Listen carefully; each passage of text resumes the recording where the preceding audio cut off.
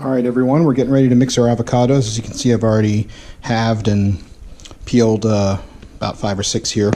I've got my bowl from last night, which I prepped, which has my roasted Roma tomatoes, my cilantro, and my serrano, and jalapeno peppers. So I'm going to go ahead and do the last 3 avocados here just so you can see the best way to cut them. Essentially, you want to take a nice big carving knife and you want to cut.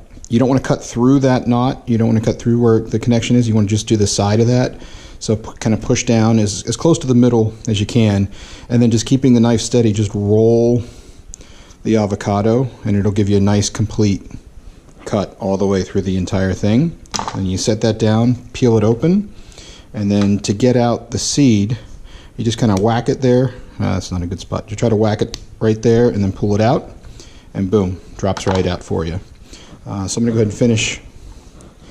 You want to make sure when that seed pops out, you can see where it is there.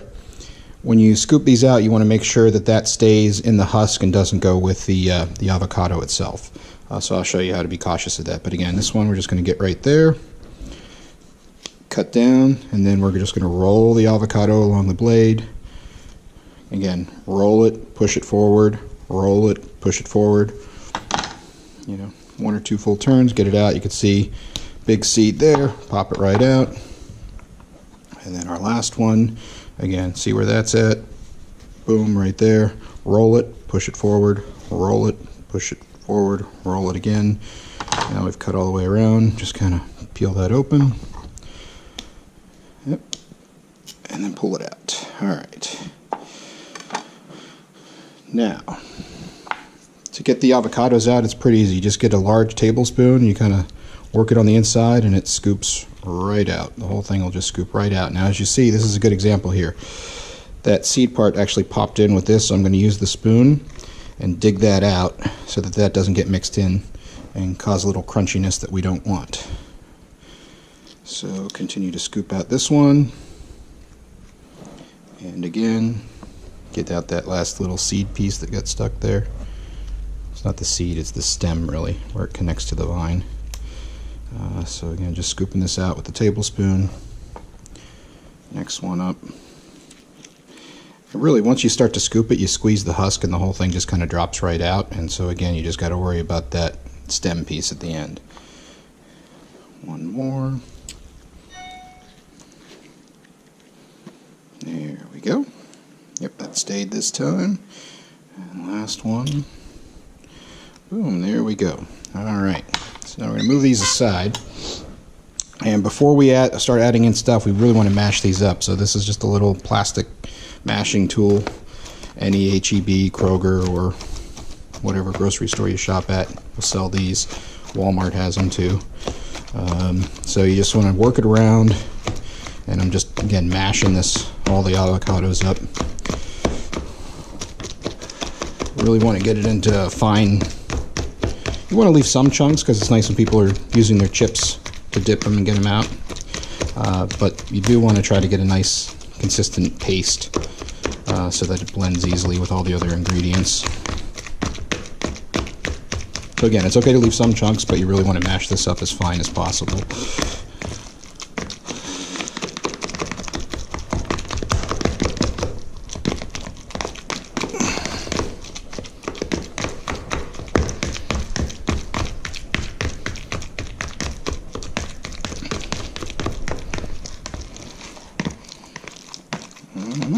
Looking good. So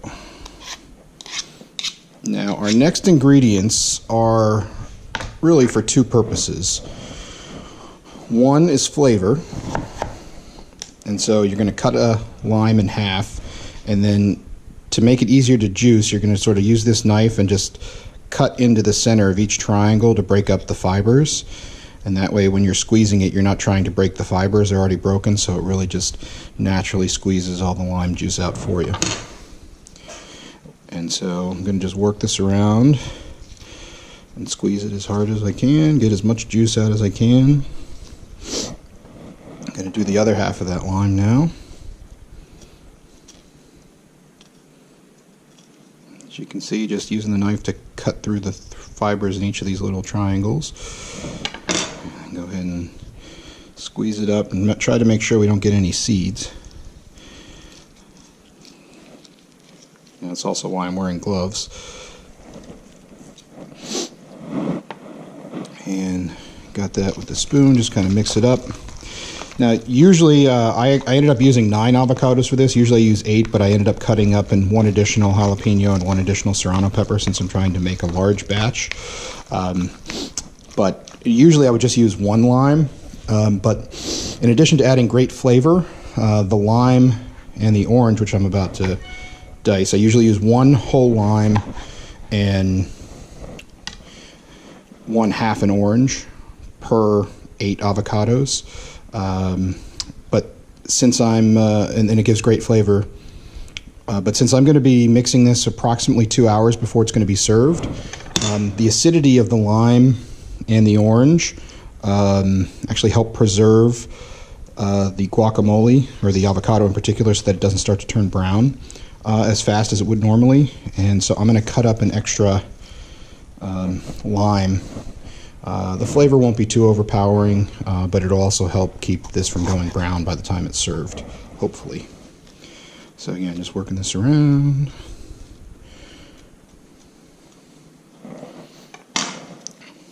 Whoops. Get that juice. Ooh, there's a lot of juice out of that one. So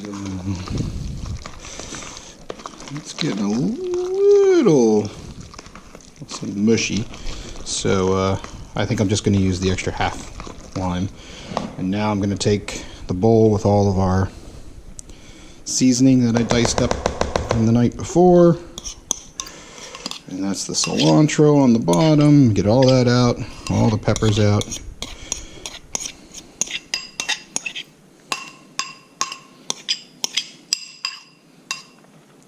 And just mix this up. And get a nice even consistency all throughout. Mix it, mix it, mix it, mix it. Round and round we go. Where she stops, nobody knows. Alright.